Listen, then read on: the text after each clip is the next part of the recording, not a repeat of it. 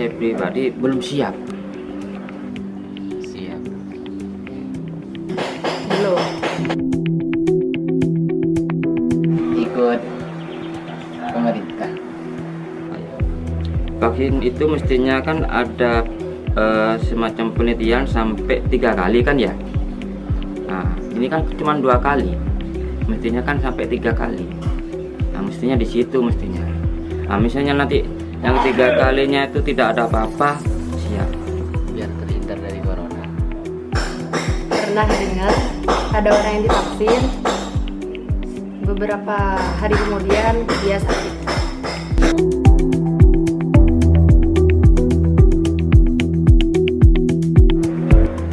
Lebih mantap.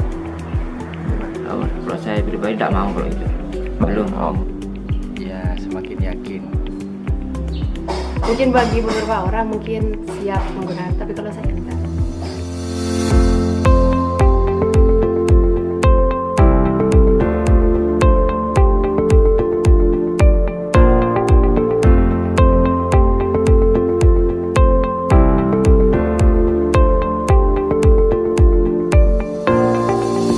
Halo, saya Afnan. Selamat datang di kanal Cak Buku, Catatan Kuliahku.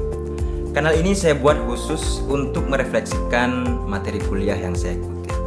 Pada video ini saya akan membahas satu topik yang cukup aktual, yaitu vaksinasi COVID-19. Apa itu vaksinasi? Apa itu vaksin? Pengertiannya bisa dilihat di sini. Gampangnya, vaksinasi adalah proses dan vaksin adalah produknya. Sejak kasus pertama COVID-19 di Indonesia pada bulan Maret tahun lalu, para ahli berupaya untuk mencari jawaban dalam mengatasi pandemi ini. Salah satu yang menjadi penting adalah vaksin. Banyak orang mengharapkan ditemukannya vaksin sesegera mungkin. Hingga pada bulan Desember kemarin, vaksin yang didatangkan oleh pemerintah untuk pertama kalinya tiba di Indonesia. Akan tetapi, vaksin yang sudah sejak lama dinantikan ini ternyata tidak sedikit yang menolaknya. Penolakan tadi berdasar keraguan atas 2 hal, yaitu keamanan dan kehalalan. Faktor terjaminnya keamanan menjadi penting karena memang menyangkut kesehatan. Sedangkan faktor kehalalan menjadi penting karena masyarakat Indonesia mayoritas adalah Muslim. Untuk menjawab soal keamanan, kita punya Badan Pengawas Obat-obatan dan Makanan atau BPOM. Dan untuk menjawab soal kehalalan, kita punya Majelis Ulama Indonesia atau MUI. Pada video ini saya tertarik untuk melihat fatwa MUI tentang vaksin dari sudut pandang aksiologi. Aksiologi secara etimologi berasal dari bahasa Yunani yang terdiri dari kata aksios yang berarti nilai, kemudian logos yang berarti teori. Aksiologi ini merupakan salah satu cabang filsafat yang membahas tentang orientasi atau nilai suatu kehidupan yang kemudian melahirkan etika dan estetika.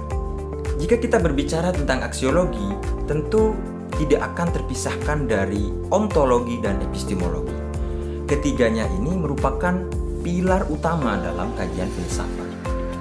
Ontologi mempertanyakan apa, epistemologi mempertanyakan bagaimana, dan aksiologi mempertanyakan untuk apa. Pertanyaan tentang apa itu fatwa MUI? Jawabannya, fatwa adalah pendapat. Jika konteksnya fatwa MUI, maka pendapat ini membahas tentang tata cara ibadah atau hukum halal haram, wajib sunnah, dan mubah makruh. Disiplin ilmu keislaman yang membahas persoalan ini disebut dengan ilmu fikih. Kemudian, pertanyaan tentang bagaimana fatwa dihasilkan, maka dijawab dengan usul fikih. Suatu ilmu yang membahas tentang bagaimana hukum ditetapkan dengan pemahaman terhadap dalil-dalil Al-Quran, hadis, ijma, dan qiyas. Lalu pertanyaan untuk apa fatwa MUI atau untuk apa hukum-hukum fikih, maka dijawab dengan maqasid asy-syariah. Secara khusus, pada video ini saya akan melihat fatwa MUI menggunakan perspektif aliran utilitarianisme.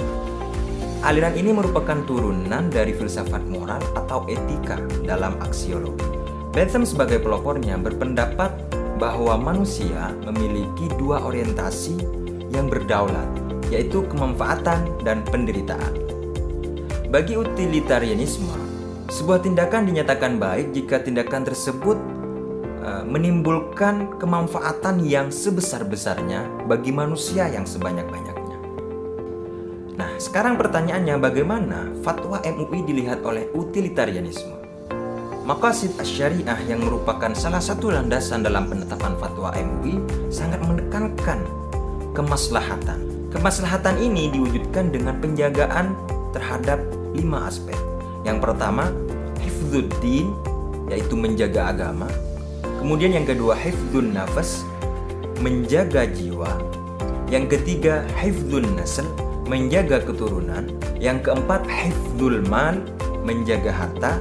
Dan yang terakhir, hifdzul aql, menjaga akal. Dari kelima aspek ini, tujuan yang ingin dicapai dari syariat Islam mencakup hal yang tinggi, baik dari segi kuantitas maupun kualitasnya. Dengan demikian, landasan dalam maqasid asy-syariah ini bisa dikatakan merupakan nilai aksiologi dari fatwa MUI. Oke, mungkin cukup sekian video saya kali ini. Semoga bermanfaat dan sampai jumpa.